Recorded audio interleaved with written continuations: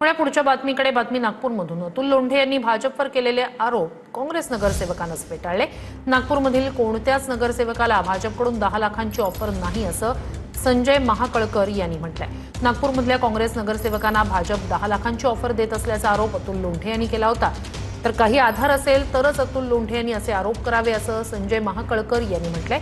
अतुल लोंढे नागपूरमधून काँग्रेसचे विधान परिषदेचे उमेदवार आहेत।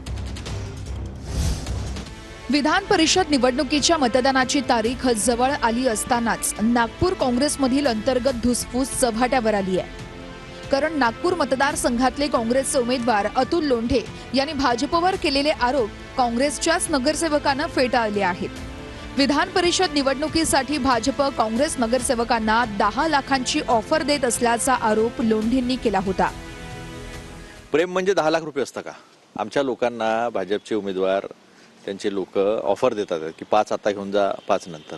तर प्रेम म्हणजे 10 लाख आहे का? हा माझा देवाभाऊला प्रश्न आहे। अननोन कॉलर आयडी वरून जे आहे ते फोन झालेले आहे आणि ऑफर दिलेली आहे। बैठक झाली नाही किंवा अजून निवडणुकी संदर्भात अजून कुठलाही विषय आला नाही, त्याच्यामुळे अतुल लोंढे सोबत माझं या विषयावर काही चर्चा झाली नाही। ही चर्चा किंवा त्याला जर काही आधार असेल तर